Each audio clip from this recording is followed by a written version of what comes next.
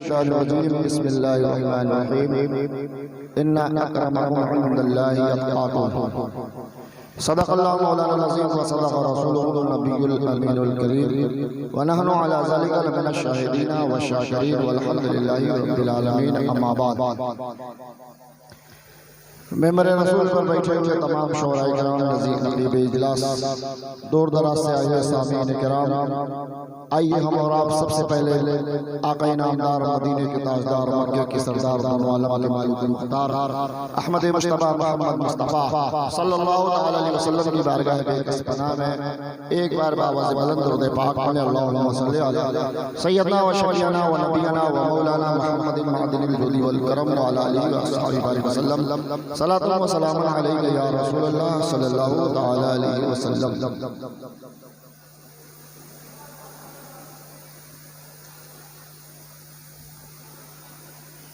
मौजूद सामीन किराम, हम तमाम लोग उर्स सालगी में हाजिर हैं। बारगाह खुदावंदी में दुआ अल्लाह तबारक व तआला हमारा और आपका यहाँ आना कबूल फरमाए।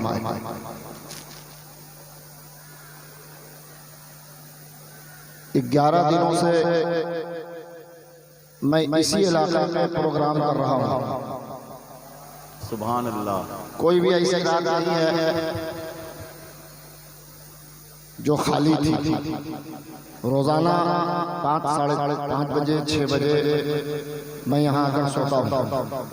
आज की तारीख का बेसब्री से इंतजार था कि 1 अप्रैल आ जाए ताकि इत्मीनान हासिल हो जाए कि अब कोई जलसा नहीं करना। इसलिए 1 अप्रैल के बाद जलसा से ज्यादा मोतबर वो मुक़द्दस माह महीना हमारे और आपके दरमियान आ रहा है, जिस महीने में बेशुमार रहमतें और बरकतें रब्बे कायनात नाज़िल करेगा। और जितने भी जलसे में मैं जाता हूँ, सब जलसे का मैं सदर ही रहता हूँ। लेकिन कमेटी वाले जब मुझे बुलवाना चाहते हैं मैं बोलता हूँ। आज हमारे साथ मजबूरी ये है कि कल मुझे अमजर शरीफ पहुंचना होगा, इसलिए कि कल 29 शाबानुल मुअज़्ज़म है। चांद की खबर ये आ रही है कि सऊदी अरब में चांद शायद हो गया है। तो अगर कल चांद की शहादत हो गई तो तरावी पढ़ना है। तो मैंने कमेटी वालों से कहा कि बस मुख्तसर सा वक्त मुझे दे दीजिए ताकि हाजिरी हो जाए। उसके बाद इंशाअल्लाह हिंदुस्तान के वो तमाम शोहरत याफ्ता शोहराए किराम जिनको आप सुनने के लिए बैठे हुए हैं, हजरत जनाब अजमत भागलपुरी, जनाब संदल जलालपुरी, जनाब अरशद बनारसी और जनाब हमारे ख्वाजा गुलाम सरवर साहब आपके सामने आएंगे। मेरी भी ख्वाहिश थी कि मेरी मौजूदगी में अज़मत भागलपुरी और तमाम संदल जलालपुरी, अरशद बनारसी साहब ना तो मनक़बत पढ़े, लेकिन मैं कोशिश करता हूँ कि किसी एक शायर को कम से कम सुन लूँ, अपना बैलेंस काट के। कल एक दौर का जलसा हुआ जिसमें खुसूसी खिताब हज़रत अल्लामा व मौलाना जनाब सैयद अतीफ मियाँ साहब कादरी सज्जादा नशीं खानकाह कादरिया बदायूं शरीफ का हुआ।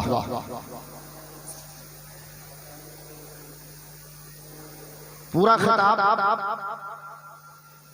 तो ज़हन में इंसानों के नहीं रहता है, लेकिन एक बात हम तमाम लोगों के लिए सबक बन गई कि नाज़िम इजलास जनाब नहीं, हाँ नाज़िम इजलास जनाब महबूब गौहर साहब ने कहा कि यहाँ 2 सादात बैठे हुए हैं। किसकी हिम्मत थी जो कह देता कि अतीफ मियां सैयद नहीं है?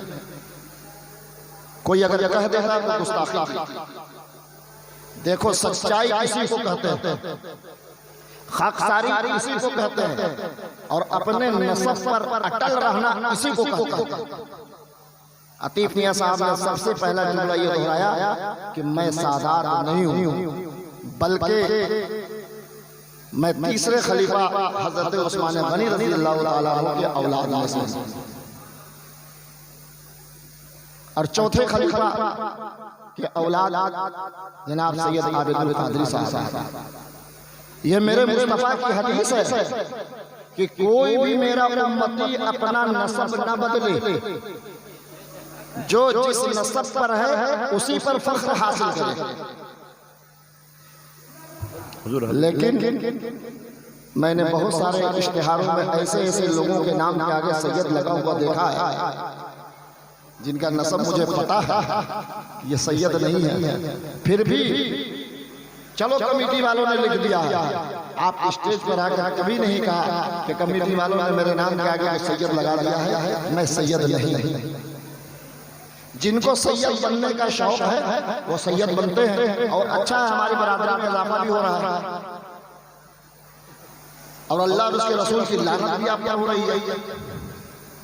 दूसरी बात, कमेटी वालों से मेरी गुजारिश भी है कि भाई चंद साल पहले मैंने आप लोगों से एक बार फिर कहा था, ये जो चादरें लेकर जो आते हैं, मैंने कहा था माइक मत बजवाया था। कल भी जलसे का यही हाल था कि लोग एक बार सुभान अल्लाह नहीं बोल रहे थे, तो ऐसा नहीं कि इनको समझ में नहीं आ रहा, बात तो इनको समझ में आ रही थी, लेकिन आपका जो डीजे बज रहा था और जो माइक वाले सामने से चादर लेकर आते हैं वो डिस्टर्ब करता है। इस पर सख्ती से आप लोग पाबंद होंगे, और ये आप मत बोलो कि आपकी बात बालेसर के लोग नहीं मानते। अगर आपकी बात बालेसर के लोग न मानते तो आप कपड़े की चादर चढ़ाते थे, आपने ऐलान कर दिया कि फूल की चादर चढ़ाई जाएगी, तो कौन कपड़े की चादर लेकर आ रहा है? सारे लोग तो फूल की चादर लेकर आ रहे हैं। आप इतना अजीम शान जलसे का इनकार करते हो, आप वहां पहले बैरिकेडिंग पर आप ऐलान करवा दो कि जितने डीजे बजा रहे हैं माइक बजा कर चादर लेकर आते हैं, आप अपना माइक नहीं छोड़ दो और मुंह से पढ़ते हुए नाते मनकबत आप आस्ताने तक आओ, कोई एतराज नहीं। हिंदुस्तान के अपने शोहरत याफ्ता शोरा हमारे और आपके दरमियान आते हैं। जनाब गुलाम सरवर साहब ने पढ़ा, आधी आवाज हम लोगों ने सुना, आधी आवाज उधर से। ये देखिए ये कमेटी का एक उधर भी स्टाल लगा हुआ ऐलान कर रहे हैं, ये सब पर आपको ध्यान देना है। दूसरी बात ये है कि आपका स्टेज बहुत लंबा चौड़ा है, बहुत सारे लोग प्रोग्राम खड़े होकर सुन रहे हैं। आप लोगों की इजाजत होनी चाहिए कि जो लोग चाहें स्टेज पर आकर बैठ जाए, ताकि जो लोग खड़े हैं उनको चेयर पर जगह मिल जाए। ये तो मुझे मालूम है कि आप लोगों ने इस इलाके के जितनी भी मसाजिद है, तमाम मसाजिद के अइम्मा हजरात को आपने दावत दिया है कि कुल शरीफ के महफिल में आए, जलसे में आए, लेकिन वो नहीं आए, ये उनका मामला है। कमेटी के लोगों ने दावत दिया। अरे जब आपके मदरसे के असातिज़ा नहीं है स्टेज पर, तो दूसरा नहीं आ रहा है, हम शिकायत क्या है? मदरसा सालिया कल एक बच्चे ने कुरान पाक मुकम्मल हिफ्ज़ किया, उसकी दस्तार थी, तो आपके मदरसे के असातिज़ा बैठे हुए थे। आज आपके मदरसे का असातिज़ा नहीं है स्टेज पर, जब अपना ही नहीं आएगा तो दूसरे मदरसे का असातिज़ा क्यों आएगा? ये सब चीजों पर आप हजरात गौर कीजिए। स्टेज भरा हुआ होना चाहिए। सोशल मीडिया का दौर है, ये देखिए कितना कैमरा लगा हुआ है। जो लोग अभी यूट्यूब पर लाइव देख रहे होंगे वो कहें कितना बड़ा जलसा हो रहा है, 5-6 आदमी बैठे हुए हैं। अभी मेरे जाने के बाद जैसे जैसे शोरा बढ़ते जाएंगे वो धीरे धीरे चले जाएंगे, बच जाएंगे महबूब गौहर। तो कम से कम 10-12-15 आदमी को स्टेज पर आप हजरात बैठाया कीजिए। दूसरे को नहीं बैठा सकते, कमेटी के लोग खुद बैठे ताकि स्टेज भरा हुआ लगे।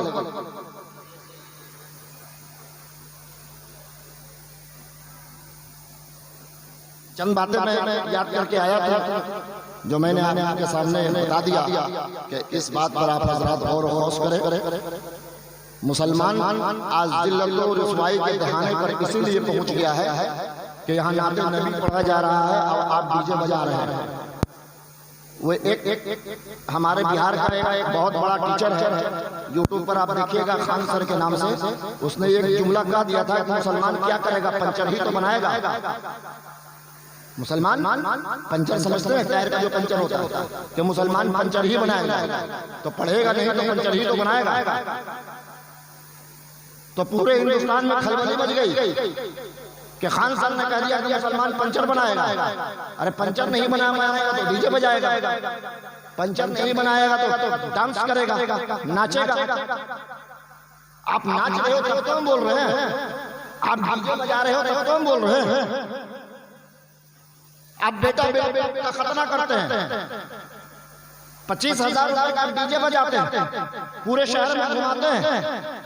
किस लिए घुमाते हैं? पूरा शहर आपसे राजी हो जाएगा तो क्या आपका बन जाएगा? कुछ नहीं बनेगा। अगर रब राजी हो जाएगा, अब पूरा बालेसर अगर आपसे राजी हो जाए और रब नाराज हो जाए तो जान लो तुमने अपने यहाँ भी आपका खराब कर लिया और आखिरत में भी आपका खराब कर लिया। अब हमको आपको अपनी इज्जत बचाने के लिए क्या करना है?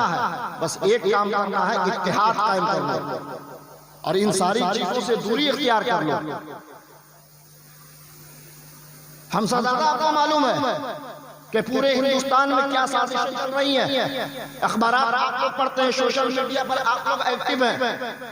आपको पता है कि मुसलमानों के खिलाफ क्या क्या साजिशें चल रही हैं। हम सिर्फ सुनते हैं, हम सिर्फ पढ़ते हैं, अमल करने की कोशिश कोई नहीं करता। एक बच्ची ने सिर्फ अल्लाह अकबर का नारा लगा दिया दुश्मनों के नरके में, दुश्मनों के बीच में, तो पूरे हिंदुस्तान में कोहराम बच गया। कमेंट होने लगा, कोई माशाअल्लाह लिख रहा है, कोई सुभान अल्लाह लिख रहा है। मैं पूछना चाहता हूं, क्या नारा लगाने से इस्लाम का झंडा बुलंद हो गया? क्या नारा लगाने से इस्लाम की तबलीग हो गई?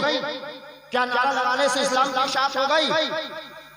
खुश तो हम लोग उस वक्त होते कि जितने नौजवान यहाँ पर बैठे हुए हैं ये सोशल मीडिया पर कमेंट्स में लिखते कि बहन मुस्कान, तुमने इस्लाम की इज्जत को और इस्लाम के झंडे को तुमने बुलंद कर दिया। अल्लाह अकबर का नारा लगाकर तुमने अपने चेहरे को नहीं दिखाया दुश्मनों के सामने, तुमने अपने चेहरे को बातिल कुव्वतों के सामने तुमने नहीं दिखाया, तुमने अपने हिजाब को अपने सर से नहीं उतारा।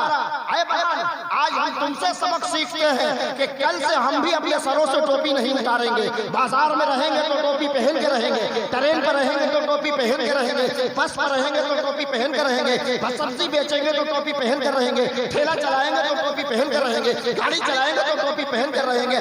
जहां जहां हम रहेंगे टोपी पहन कर रहेंगे। अगर एक भी मुसलमान उस कमेंट्स में लिख देता तो कसम खुदा कि हम तमाम लोगों का दिल बड़ा हो जाता। है कोई मुसलमान जो ये कहे कि मुस्कान हम तुम्हारे साथ हैं, तुमने सर से हिजाब नहीं उतारा, हम सर से टोपी नहीं उतारेंगे आज के बाद से? कोई है मुसलमान नौजवान जो कमेंट्स में लिखता कि मुसलमान मुस्कान? उलमा की तकरीर का कोई असर मेरे पर नहीं हुआ, हजारों तकरीरें मैंने सुनी, लेकिन तुमने दुश्मनों के सामने अल्लाह अकबर का नारा बुलंद कर और अपने चेहरे को छुपाकर नकाब न उतार कर तुमने हमें ये मैसेज दे दिया आज के बाद से हम अपने चेहरे पे दाढ़ी सजाएंगे। दूसरा अगर अल्लाह अकबर का नारा लगाता है तो बड़ा मजा आता है, खुद अमल करने की बात आती है तो हम पीछे भाग जाते हैं।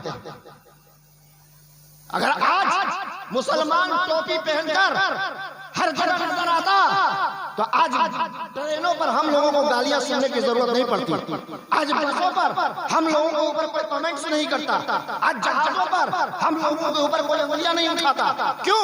इसलिए कि जब हम ट्रेन पर चढ़ते हैं तो पूरे बोगी में एक आदमी टोपी पहनकर नजर आता, पूरे बोगी में एक आदमी दाढ़ी वाला नजर आता। ऐसा नहीं है कि उस बोगी में एक ही मुसलमान है, न जाने कितने मुसलमान है, लेकिन अपनी पहचान को छुपा कर रखे हुए हैं। गैर लोग हम पर कमेंट्स करते, वो बोलता है कि 370 हट गया, बहुत अच्छा हुआ। वो कहता है तलाक का बिल पास हो गया, बहुत अच्छा हुआ। और हम आप चुपचाप बैठकर सुनते रहते कि इनसे उलझना मुनासिब नहीं है, अब वो दौर नहीं है, अब वो जमाना नहीं है कि हम इन लोगों से उलझे। हम तो बस इतना चाहते हैं कि उलझने की जरूरत किसी से नहीं, बस अपने आप को सुधार पैदा कर लो। जैसे कल इस्लाम का झंडा बुलंद था, आज भी इस्लाम का झंडा बुलंद रहेगा और क़यामत तक इस्लाम का झंडा बुलंद रहेगा। मुसलमानों को बदलना होगा, अपने आप को मुसलमानों के अंदर तब्दीली लानी होगी। सिर्फ जलसा सुन लेने से काम नहीं चलेगा। लोग कहते हैं कि मुसलमान तादाद में ज्यादा, तादाद में ज्यादा से क्या होगा, टुकड़े टुकड़े में तो हम बटे हुए, जमात जमात में तो हम बटे हुए, मोहल्ला मोहल्ले में हम बटे हुए हैं। तो ज्यादा होने से क्या होगा, जब हमारे अंदर इत्तेहाद नहीं है तो हमारे अंदर ताकत नहीं है, हम कमजोर हैं। इनसे सबक हासिल करो। साले मोहम्मद कादरी, सैयदना मोहम्मद कादरी, महबूब इमामुद्दीन औलिया, सुल्तानुल हक ख्वाजा मोइनुद्दीन चिश्ती रज़ी अल्लाह ताला अन्हु, इन औलिया कराम से कि इनका ईमान इतना मजबूत था कि इन्होंने ये न दुश्मन से डरे और न तलवारों से डरे, इस्लाम लेकर आए थे और ऐसा खुशबू के साथ इस्लाम फैलाया कि पूरे हिंदुस्तान में इस्लाम फैल गया। वो ईमान अपने अंदर रखो। बुजुर्गों से मोहब्बत करते हो तो जो उनके सीने में जो ईमान था वही ईमान हमारे और आपके सीने में भी होना चाहिए।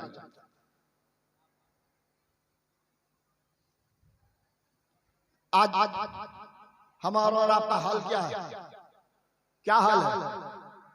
अन निकाहो मिन सुन्नती फमन रगिबा अन सुन्नती। ये सुनने के लिए नौजवान बेकरार रहता है कि काश कि कोई मौलाना साहब मेरे सामने पढ़ देते, अन निकाहो मिन सुन्नती फमन रगिबा अन सुन्नती फलैसा मिन्नी। अब मेरा भी किसी मुसलमान की बेटी के साथ निकाह हो जाता। निकाह करने का जोश तो हर मुसलमान नौजवानों को, निकाह करने का जज्बा तो हर मुसलमानों को होता है, लेकिन जो निकाह करने का तरीका मेरे आका ने बताया है वो तरीका कोई मुसलमान इख्तियार नहीं करता है। आज अपने पड़ोस के घर को देखो, अपने मोहल्ले के गरीब मुसलमानों को देखो कि कितनी बच्चियां उस घर के अंदर इस इंतजार में बैठी हुई हैं कि कहीं से निकाह का पैगाम आ जाए और कोई भी मुसलमान का बेटा कहे कि मैंने तुमको कबूल कर लिया। लेकिन वो बेचारी बैठी हुई अपने घरों में क्यों? इसलिए कि बाप को मजदूरी करता है, बाप को 500 रुपया कमाता है, बड़ी मुश्किल से घर का खर्च चलाता है। बेटी जवानी की दहलीज पर जब पहुंच जाती है तो बाप लड़के के पास जाता है, लड़के के घर वालों के पास जाता है और जाकर कहता है कि भाई तुम्हारा बच्चा कामयाब हो गया है, पैसा कमाने लगा है, नौकरी लग गई है, तिजारत कर रहा है, तुम अपने बच्चे का निकाह मेरी बेटी से कर दो। कोई मुसलमान तैयार नहीं होता है। सबसे पहले वो लड़का का बाप बोलता है पहले तुम्हारी लड़की को हम देखेंगे, हमारे घर वाले तुम्हारी लड़की को देखेंगे, लड़की पसंद आ जाएगी तो बात आगे बढ़ेगी। लड़की को किसी इंसान ने बनाया है? लड़की को कोई दुनिया का कोई भी ऐसा इंसान है जिसने उसको बनाया? शक्ल सूरत किसी इंसान ने बनाया है? गोरा और काला रंग किसी इंसान ने उसके ऊपर चढ़ाया है? नहीं, अल्लाह रब्बुल इज्जत ने इंसानों को पैदा किया है, चाहे वो मर्द हो या औरत हो, चाहे वो गोरा हो या काला हो, चाहे वो जिस रंग का हो, सबको बनाने वाला रब्बे कायनात है। लेकिन हम तो देखते हैं कि जब लड़की पसंद आ गई तो हम जहेज का डिमांड कर देते हैं। हम लड़की के बाप से ये कहते हैं कि एक गले में चैन दे दो लड़का को, 60,000 रुपए नकदी दे दो, एक मोटरसाइकिल दे दो, अपनी बेटी को सोने के लिए दीवान दे दो, अपनी बेटी को बैठने के लिए सोफा सेट दे दो, और जब तुम्हारी बेटी हमारे घर आएगी तो उसके लिए थोड़ा सा बर्तन का भी इंतजाम करके देखो। अरे मुसलमानों, अगर तुम्हारा बेटा कामयाब हो गया है, तिजारत में कामयाब हो गया, नौकरी में कामयाब हो गया, बिजनेस में कामयाब हो गया, चाहे वो किसी भी मामले में कामयाब हो गया और पैसा कमाने लगा, तो अगर कोई गरीब बाप, लड़की का गरीब बाप अगर तुम्हारे पास आता है तुम्हारे बेटा का हाथ मांगने के लिए, तो न लड़की की सूरत देखने की कोशिश करो, न लड़की के चेहरे के रंग को देखने की कोशिश करो, और न ये सोचो कि हम अपने बेटे का ब्याह करेंगे तो दीवान हमको मिलेगा, चारपाई मुझे मिलेगी, सोने के चैन मिलेगा, नकदी मिलेगा। नहीं, तुम्हारा बेटा अगर कामयाब है तो लड़की के बाप से कहो भाई ना मुझे लड़की को देखने की जरूरत है, न लड़की के शक्ल सूरत को देखने की जरूरत है, न लड़की के रंग को देखने की जरूरत है, और न तुम्हें कोई सामान देने की जरूरत जरूरत है? मेरा लड़का बरसरे रोजगार है, मेरा लड़का पैसा कमाता है, मेरा लड़का तनख्वाह उठाता है, तुम्हें सिर्फ लड़की देने की जरूरत है। दीवान हम खरीद लेंगे, सोफा सेट हम खरीद लेंगे, चैन हम खरीद लेंगे, मोटरसाइकिल हम खरीद लेंगे, तुम्हारी बच्ची को हर तरह का आसाइश का सामान हम मुहैया कर लेंगे अपने बेटे के कमाई से। यकीन जानो, अगर कोई भी मुसलमान ऐसा करता है तो वो मुसलमान इस दुनिया में भी कामयाब है और आखिरत में भी वो कामयाब है।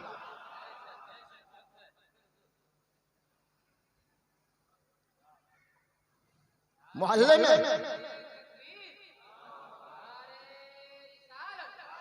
बहुत मालूमाती इस्लाही खिताब हो रहा है हुजूर। सुभान अल्लाह, सुभान अल्लाह, सुभान अल्लाह।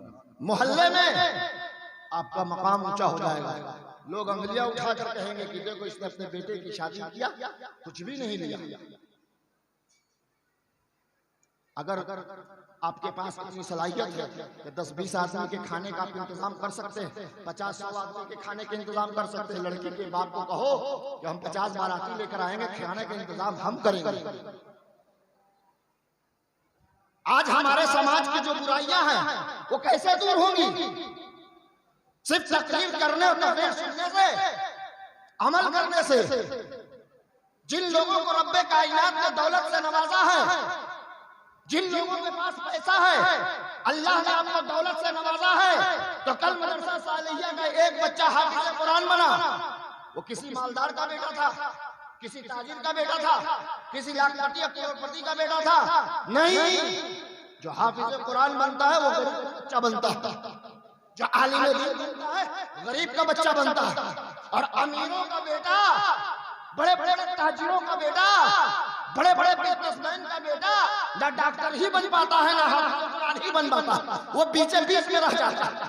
तो मैं उन ताजिरों से कहता हूँ, उन पैसे वालों से कहता हूँ, उन बिजनेसमैन वालों से गुजारिश करता हूँ कि रब ने अगर आपको दौलत से नवाजा है और आपका बच्चा हाफिज़ कुरान न बन सका, कोई बात नहीं। आपका बच्चा आलिम दीन न बन सका, कोई बात नहीं। आपका बच्चा डॉक्टर न बन सका, कोई बात नहीं। आपका बच्चा इंजीनियर न बन सका, कोई बात नहीं। अगर रब ने आपको दौलत से नवाजा है, किसी गरीब के बच्चे को हाफिज़ कुरान बना दो, किसी गरीब के बच्चे को आलिम दीन बना दो, किसी गरीब के बच्चे को डॉक्टर बना दो, किसी गरीब के बच्चे को इंजीनियर बना दो। यकीन जानो कि जब किसी गरीब के बच्चे को हाफिज़ कुरान बनाओगे तो इस दुनिया में तो नहीं, आखिरत में वो बच्चा खड़ा होकर तुम्हारी शिफात कर देगा। नारे तकबीर, नारे रिसालत, फैज़ाने उर्से सालेही, फैज़ाने सरकारे अमजहर शरीफ।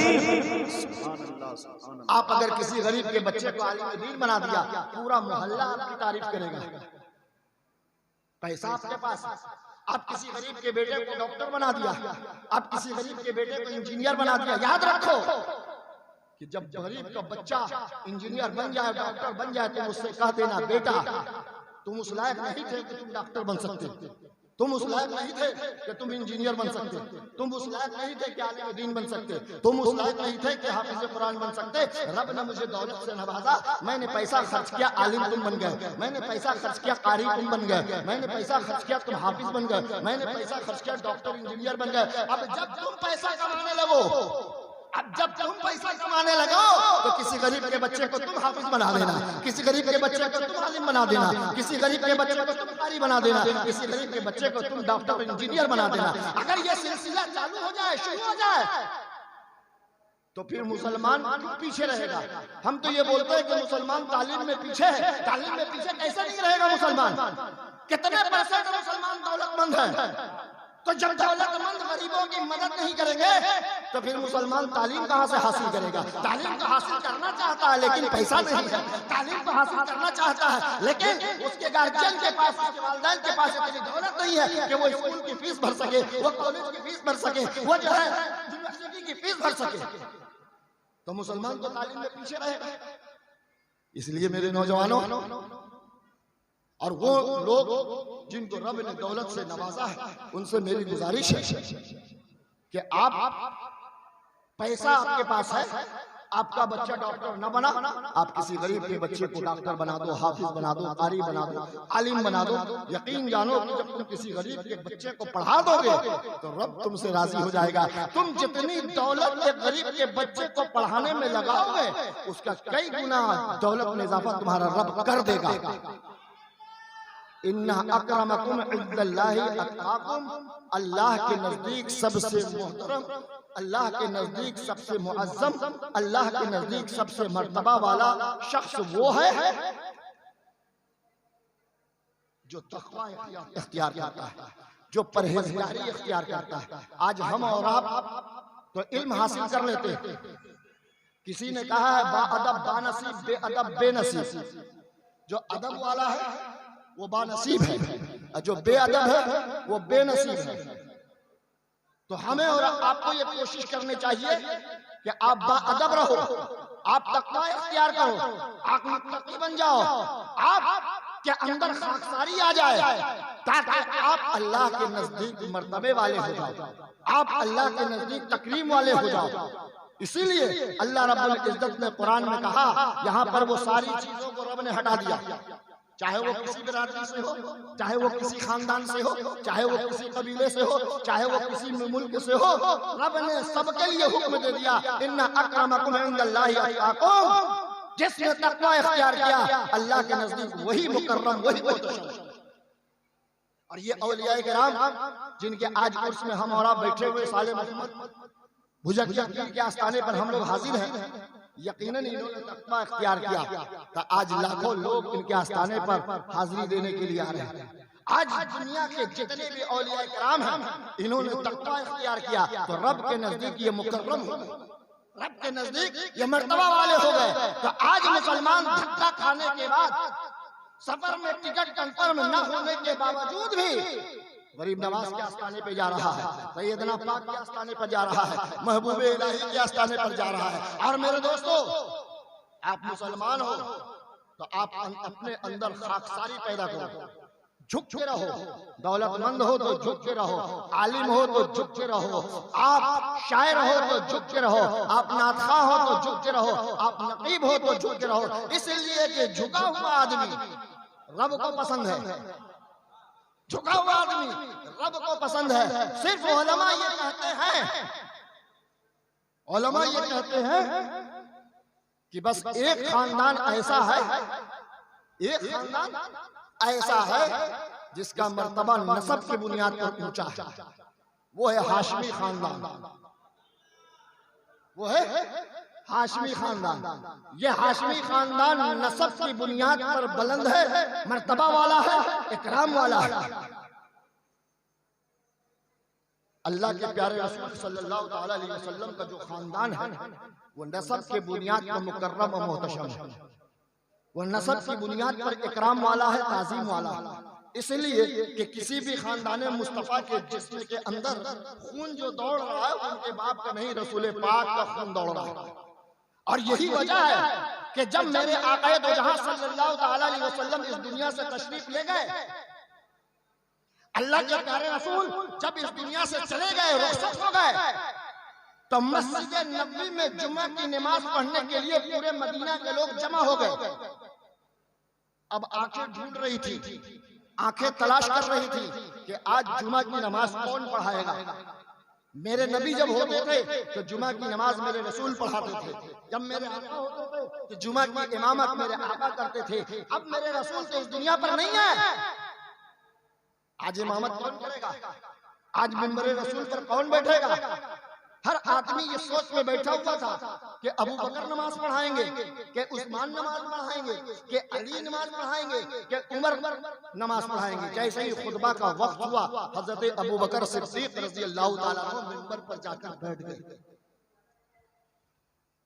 मिंबर के नीचे हजरत इमाम हुसैन रज़ियल्लाहु ताला अन्हु मौला अली के बगल में बैठे हुए हैं। इमाम हुसैन की उम्र 6 साल। देख रहे हैं कमेटी के हजरात, यही डिस्टर्ब होता है, ये पैसा तहसील करवा रहे हैं, आप लोग क्या करवा रहे हैं। आ गए जब अभी कान में आपकी आवाज गई कि सालिहा का सासा नहीं तो आ गए। फजर की नमाज एक तो आप ही लोग नहीं पढ़ते हैं, ऐसा नहीं कि हम लोग रात में जागते हैं तो फजर की नमाज नहीं पढ़ते। या आपके मदरसे का जलसा है, जिनके नाम पर मदरसा है, जिनके नाम पर मस्जिद है, और आप स्टेज पर न रहेंगे तो कौन रहेगा?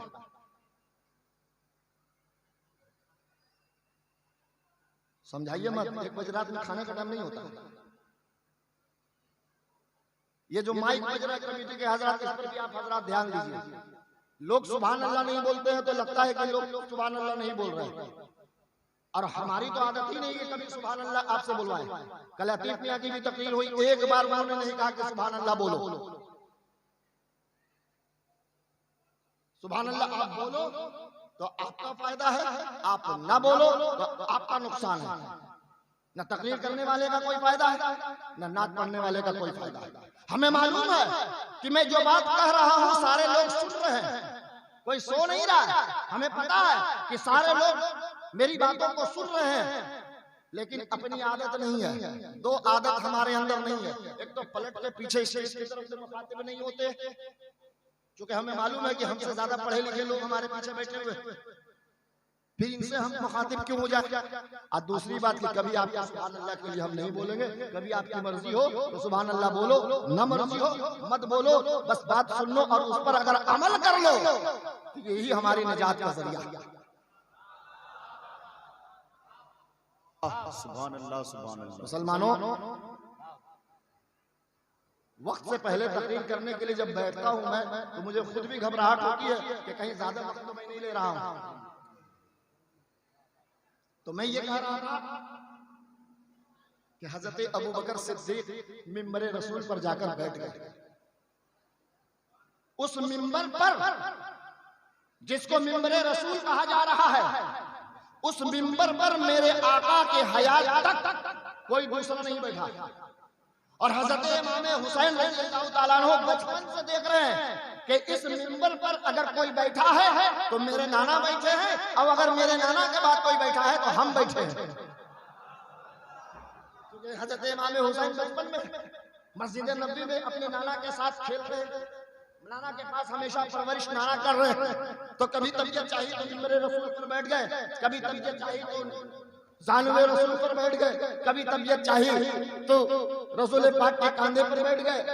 ये तो नाना ने इतनी छूट दे रखा था इमाम हुसैन को कि इमाम हुसैन कान भी पकड़ते थे मेरे रसूल का, जुल्फ भी पकड़ते थे मेरे रसूल की, कांधे पर भी बैठ जाते थे मेरे रसूल के, पुष्प पर भी बैठ जाते थे मेरे रसूल के, और जानू पर भी बैठ जाते थे मेरे रसूल के। लेकिन मेरे आका जरा सा उफ तक न करते थे, इसलिए कि मेरे रसूल का तो अपना बेटा कोई था नहीं, हुसैन को उन्होंने अपना बेटा बना लिया था। वाह वाह, सुभान अल्लाह। कल लतीफ मियां ने कहा कि मैं सैयद नहीं हूं। अरे हजरत उस्मान गनी रज़ी अल्लाह ताला अन्हु ने 2 बेटियों से शादी किया मेरे आका के 2 बेटियों से शादी किया है हजरत उस्मान गनी ने, और हजरत अली ने मेरे रसूल की 1 बेटी से शादी किया है। अब आप कहोगे उस्मान गनी की बीवी भी रसूल की बेटी है, उस्मान गनी की बीवी भी रसूल की बेटी है, और अली की बीवी भी रसूल की बेटी है। तो एक बेटा को सैयद कहा जा रहा है, एक के खानदान वाले को सैयद कहा जा रहा है, और एक के खानदान वाले को सैयद नहीं कहा जा रहा। तो सुनो, मेरे आका ने इमाम हुसैन को अपना बेटा कहा, मेरे आका ने इमाम हुसैन को अपना लख्त जिगर कहा, बेटे कहा। इसीलिए इमाम हुसैन की औलाद सादात हो गई कि रसूल के बेटा मेरे इमाम हुसैन। आका के पुष्प पर मेरे आका की गोद में इमाम हुसैन की परवरिश हुई। हजरत अबू बकर सिद्दीक बैठे मिंबर पर, इमाम हुसैन खड़े हो गए, कहा नीचे उतरिए, कहा नीचे उतरिए। अब सोचो, स्टेज पर कोई भी आदमी हो और कोई कमेटी वाला आवे और बोले कि नीचे उतरिए, तो आदमी नीचे उतर के सीधे घर चला जाएगा। उसको बेइज्जती महसूस होगी ना, उसको बेइज्जती महसूस होगी कि स्टेज पर से हमको कमेटी वाले ने उतार दिया, नकीब इजलास ने उतार दिया, फलां ने उतार दिया। वो उतरेगा और घर चला जाएगा। सबक सीखो अबू बकर से। और अभी एक ऐसा वाकया गुजरा है, सोशल मीडिया पर आपने देखा होगा, एक शायर की एक मुकर्रिर ने, आलिम ने, मुफ्ती ने इस्लाह कर दिया, तो गुस्से में हार नोच कर भाग गए स्टेज से नीचे। यानी इस्लाम में मत करो, अगर हम गलत कर रहे हैं तो करने दो। कैसा लगा? बात समझ में आ रही है ना कि अगर किसी की इस्लाह भी करो तो बुरा लगता है। मैं आपको कह रहा हूं कि माइक बंद करो तो कमेटी के लोगों को बुरा लगता होगा, डीजे बंद करो तो आपको बुरा लगता होगा, नाच गाना बंद करो तो आपको बुरा लगता होगा। अरे जो पैसा तुम डीजे में खर्च कर रहे हो वो पैसा अपने बच्चों की तालीम पर खर्च करो तो तुम्हारा रब तुमसे राजी, तुम्हारे रसूल तुमसे राजी हो जाएंगे। वाह, नारे तकबीर, नारे रिसालत, फैजाने अमजर शरीफ, उर्से सालेही। अब सुनो, दो भाई की शादी है। आज एक भाई का आज निकाह है, एक भाई का परसों निकाह है। एक भाई की निकाह पढ़ाने की मुझे दावत मिली, एक भाई का निकाह पढ़ाने के लिए मुझे दावत नहीं मिली।